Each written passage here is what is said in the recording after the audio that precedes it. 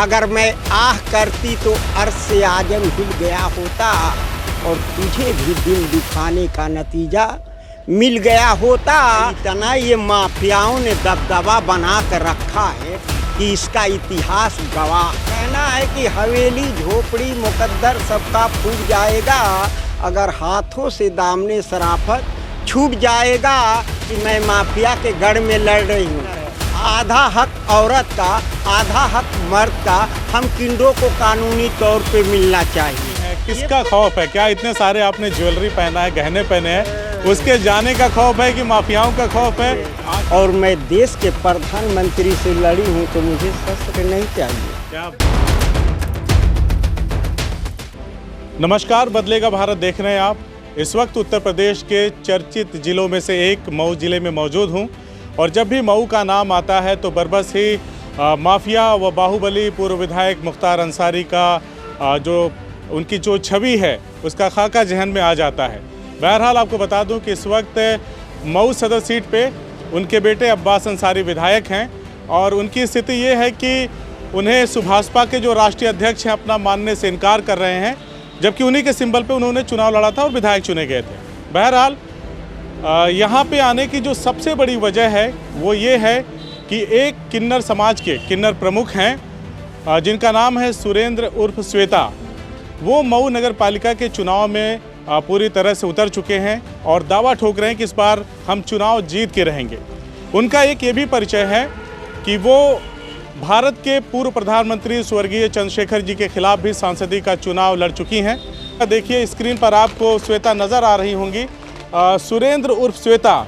तो उनकी एक तस्वीर पीछे लगी हुई है और कमर में इन्होंने पिस्टल खोस रखी है, यानी पूरी तरह से दबंग छवि है। पिस्टल वगैरह लगा करके किन्नर प्रमुख चुनाव के मैदान में उतर चुकी हैं। और जब बात किन्नरों की चली ही है तो मैं आपको बता दूं कि इस देश में, मध्य प्रदेश में सबसे पहले 1998 में किन्नर समाज से शबनम मौसी ने चुनाव जीता था और मध्य प्रदेश की विधानसभा में पहुंची थी। उनका कार्यकाल 1998 से लेकर 2003 तक का था। यह और बात है कि किन्नर समाज को पहली बार वोट देने का अधिकार 1994 में मिला। देर न करते हुए अब सीधा नगर पालिका के चुनाव पे लौटते हैं और श्वेता जिससे बात करते हैं। कैसी हैं? ठीक हैं? धन्यवाद आपको। तो पहले वो जिक्र हो जाए फिर नगर पालिका वाले चुनाव पे आएंगे। आपने चंद्रशेखर जी के खिलाफ चुनाव लड़ा, कहा जाता है कि युवा तुर्क थे वो और भारत के प्रधानमंत्री तक रहे। तो क्या मामला था, कैसे चुनाव लड़ा था आपने? जब भी जो भी इस देश में अत्याचार किया है, अच्छा, उसको किन्नरों ने ही विनाश किया है। क्या बात?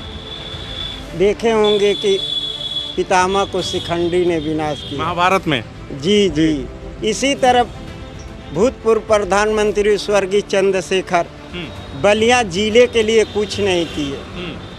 मैं देखती रही, पढ़ाई करती रही, अपना सोचती रही। जानते हैं कि अभी अमीरी गरीबी लगी रहती है। इन्होंने विकास नहीं किया, अत्याचार देखती रही। मैं इनको ऐलान कर दी भूतपूर्व प्रधानमंत्री को और मैं चुनाव दमदारी से लड़ी और इन्होंने कोई बलिया का विकास नहीं किया। मैं उसको दाग दूंगी और उनका आभारी हूँ जो BBC लंदन बोलता था और लखनऊ दिल्ली दूरदर्शन टीवी चैनल पर आता था और प्रतिदिन अखबारों में आता था। अच्छा, वक्त क्या रहा होगा 2004 के आसपास का? क्या? अरे वहाँ भी इसी डान का, जैसे माफिया है मुख्तार, इसी तरह आज मार दिया। मैं ये पूछ रहा था, जब आप ये चुनाव लड़ रही थी उस वक्त समय क्या था, कौन सा वर्ष चल रहा था? 2004 ना जी। अब आगे बढ़े उससे पहले आपका एक मोटा मोटा परिचय हो जाए ताकि हमारे दर्शक जान जाएं कि हम किससे बात करने आए हैं और नगर पालिका चुनाव को लेकर के आप क्या सोच रहे हैं, कैसे मैदान में? हमने भी यहाँ आई जमाने से मांगती खाती हूँ, किन्नरों के प्रमुख हूँ। मेरे चेले भी क्षेत्र में गए हैं। कितने चेले हैं? अरे चेला मत पूछिए, जो यहाँ तो कुंडली है। पूरे हिंदुस्तान में हिजड़ा मस्जिद मऊ जनपद में है, कटरे में है। अच्छा। इसका इतिहास गवाह है। अच्छा। हम लोग बस सम्मेलन में जाते आते रहते हैं और दो ही चीज़ में बधाई लेती हूँ।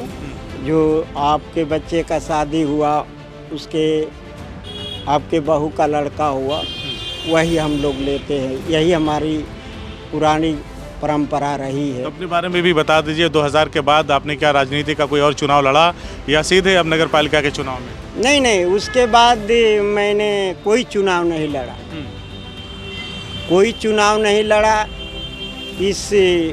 इसका आतंक देखकर मैंने ये कदम बढ़ाया है। अच्छा। अभी तो हम लोग आशीर्वाद देते थे, इस बार जनता मुझे आशीर्वाद दी, तब मैं फील्ड में आई हूँ। अच्छा। हाँ, तो जब इससे लखनऊ एक बार गई, जेल में था तो मैं तीनों शस्त्र लेकर बैठी थी जेल के बाहर, और एक नेता था, उससे कहे कि यार मिलवा दो उनसे, कम से कम मेरा पैसा तो दिला दे। उसने गया तो वो बता नहीं रहा था, इसलिए कि मैं प्रधानमंत्री से चुनाव लड़ी थी। हम कहें यार तुम बता क्यों नहीं रहा? तो मुख्तार अंसारी ने ये शब्द इस्तेमाल किया कि मैं हिजड़ों और औरतों से नहीं मिलता। अच्छा। इस तरह की लैंग्वेज बोला। हमने उठा तीनों शस्त्र अपने पीठी पे, एक इस पे, एक इस पे, एक इस पे, और बोली कि जो पद लड़के वो जेल खट रहा है, वो पद लड़के मैं किन्नर यहाँ बैठा है, मैं जा रही हूँ। बताइए, ऐसे ऐसे माफिया नेता हैं, क्या इसके जिम्मेदार बीएसपी नहीं है जो सिंबल दी थी? क्या सपा जिम्मेदार नहीं है? डीएम और एसपी से बड़ा पद होता है एमपी एमएलए का। क्या ये जीत गया तो क्या खुलेआम जीप पे राइफल लहराएगा? मैं ये पूछना चाहती हूँ समाज से कि कम से कम इस जात को तो बख्श दे। अगर मैं आपके हिसाब से आपके साथ ज्यादती हुआ, मिलने से इनकार कर दिया? हाँ, अगर मैं आह करती तो अर्श से आजम हिल गया होता, और तुझे भी दिल दुखाने का नतीजा मिल गया होता, कि मेरे मैयत के पीछे 2 कदम कातिल गया होता, न उससे आँख मिलती न मेरा दिल गया होता। चलिए, मैं एक सवाल ले लेता हूं आपसे। मऊ में ऐसा क्या नहीं हुआ इन 4-5 सालों में कि आपको चुनाव में उतरने की नौबत आ पड़ी? हमने अपने उम्र में एक ही नेता देखा, उनका नाम था स्वर्गीय कल्पनाथ राय। वो विकास पुरुष थे। उनके विकास के नाम पे मऊ के एक एक ईंट पे स्वर्गीय कल्पनाथ राय का सभी कहते हैं कि मऊ के विकास की बात होगी तो कल्पनाथ जी का नाम आएगा। हाँ, उसके बाद सारे पार्टियां से आए, एमपी एमएलए, मंत्री आए, चेयरमैन आए, जिसको चाहा माफिया ने वही जिताया। अरशद भाई, तैयब भाई, अरशद भाई, तैयब भाई। तो इसके सिंबल वाली पार्टियां जिम्मेदार है सीधी। हाँ, थोड़ा इधर आ जाए। अब उसके बाद मैं आई इनकी अत्याचार देखकर। हमारा बस मुद्दा यही है, जो मेरा गुरु अमरनाथ उर्फ आशा देवी ने विकास किया, उसी के तर्ज पे मैं स्वर्गीय कल्पनाथ राय के सपनों को पूरा करना चाहती हूँ। तो कमी आपको क्या दिखती है नगर पालिका में? उन कमियों को कैसे दूर करेंगे अगर जनता ने मौका दे दिया तो? किन किन प्रमुख कमियों की बात आप बताएंगे? लीजिए, इतनी यहाँ गंदगी है, इतना ये पिछड़ा हुआ जगह है, और इतना ये माफियाओं ने दबदबा बना कर रखा है कि इसका इतिहास गवाह है। बात समझ रहे हैं? हम किन्नरों का कोई लालच नहीं है। हमें किन्नर कान में की देती है, पायल देती है, चावल देती है, दाल देती है, साड़ी देती है। हम लोग का कौन सी लेना है और खाना है? हाँ, हम ये चाहती हूँ कि ऐसा विकास करूँ कि ताकि मेरे भी मरने के बाद दुनिया में लोग याद करें। कहना है कि हवेली झोपड़ी मुकद्दर सबका फूट जाएगा, अगर हाथों से दामने शराफत छूट जाएगा। खुदाए पाक का घर हो या राम का मंदिर, इमारत कोई टूटी तो भारत टूट जाएगा। क्या बात है, क्या बात है, क्या बात है। 1994 में आप लोगों को पहली बार वोट देने का अधिकार मिला, फिर शबनम मौसी विधायक बनी, 98 से 2003 का कार्यकाल रहा। कहीं ना कहीं आप लोगों के लिए प्रेरणा की स्रोत रही शबनम मौसी, और तमाम लोग अब राजनीति में आ रहे हैं, आप भी राजनीति में आई हैं। तो पहले का जो द्वंद्व था, पहले कहा जाता था न नर में न नारी में, हालांकि अर्धनारीश्वर भगवान शिव का एक रूप है ना? तो इतने मतलब भगवान से तुलना जिसकी हो, ऐसे लोगों को भी समाज में एक तरह से कुंठित दृष्टि से देखा जाता था, उस पर क्या कहना आपका? मैं बता दे रही हूँ, 1947 के बाद किसी तरह देश आज़ाद हुआ। अच्छा। 1947 में किसी तरह देश आज़ाद हो गया, जी। मगर किन्नरों के ऊपर किसी पार्टी वाले ने एक नज़र नहीं डाला।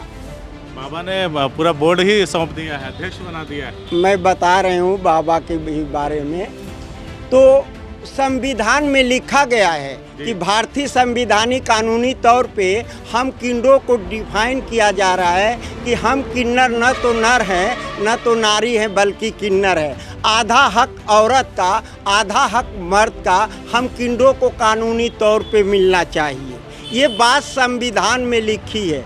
मगर मेयर अमरनाथ उर्फ आशा देवी ने उसी प्रक्रिया पे फीमेल की जगह पर उन्होंने भरा पर्चा और उन्होंने सीट को निकाल दिया कि हिंदुस्तान में पहली बार पंडित जवाहरलाल नेहरू प्रधानमंत्री हुए थे। वैसे महान पुरुष को एक किन्नर ने मिसाल डाल दिया। शहडोल जिला मध्य प्रदेश में सबनी मौसी रही विधायक।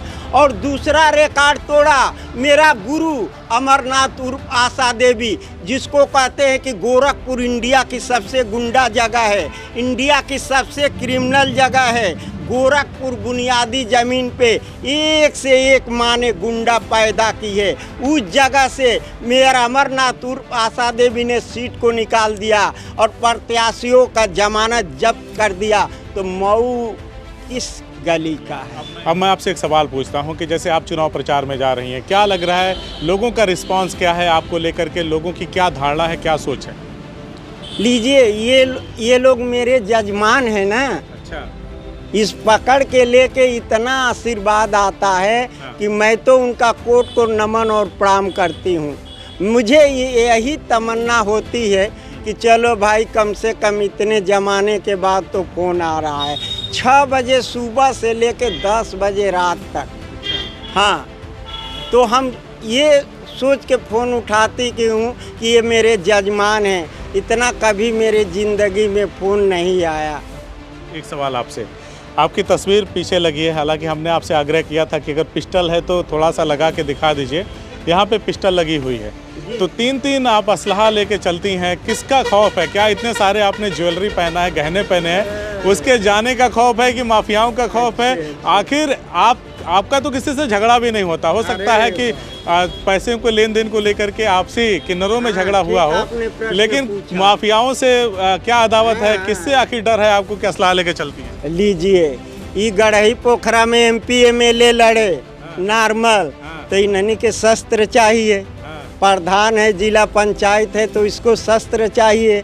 और मैं देश के प्रधानमंत्री से लड़ी हूँ तो मुझे शस्त्र नहीं चाहिए। क्या बात तो बिल्कुल जायज़ है। बताइए, अभी एक ज्ञान प्रकाश त्रिपाठी थे यहाँ DM। हाँ, अब बेचारे को क्या कहूँ, वो किन्नरों को जेल भेज रहे थे, बेचारे अपने जेल चले गए। हाँ, कुछ कहा सुनी हो गया। मेरी 20 लाख की ज़मीन थी, उस बेचारे ने 2,20,000 लेकर मेरी दुकान को तोड़वा दिया। जबकि उसका शिक्षार है, नैनार है, सेमनार है। SDM ने आर्डर किया, उसका चौथाई भाड़ा लेते थे। उस दुकान का नाम था VIP इंडिया। हाँ, उसके उसी में पूछा ताशी में मेरे तीनों शस्त्र के उस DM ने निलंबित कर दिया। मैं फिर लेकर गई कमिश्नर साहब ने उसका आदेश निरस्त कर दिए और फिर श्रीमान DM साहब की कार्यालय में आई है। कल तारीख थी, परसों तारीख थी, मैं गई थी। अब उस दिन प्रस्ताव पड़ गया तो मैं आज मिली हूँ DM साहब से और कप्तान साहब से कि मैं माफिया के गढ़ में लड़ रही हूँ। आप मेरा नियमानुसार शस्त्र दे दिया जाए, 3 में 1 ले लिया जाए, 2 दे दिया जाए। हाँ, इसके पहले भी मैं चुनाव लड़ी हूँ। अगर मेरी छवि साफ सुथरी रही होगी तो 6 DM आर्डर किए होंगे तब वो ऑल इंडिया हुआ होगा। तो मैं गुजारिश करूँगी जिले के टाइगर और जिले के SP से कि मेरे पर कड़ी नज़र रखा जाए। अगर मैं सही हूँ तो मेरा 2 शस्त्र दे दिया जाए, न तो प्रशासन के तरफ से 2 मुझे साइड हो। चलिए आखिरी सवाल आपसे, नगर पालिका के चुनाव को लेकर के आपकी क्या उम्मीदें हैं और क्या विकास को लेकर के क्या जहन में खाकर जनता ने मौका दिया तो क्या करेंगे? पक्का है, इस बार अरशद तैयब का टीका लगने वाला नहीं है। ये मलताई बाबा की नगरी है। इस बार जनता बदलाव चाह रही है।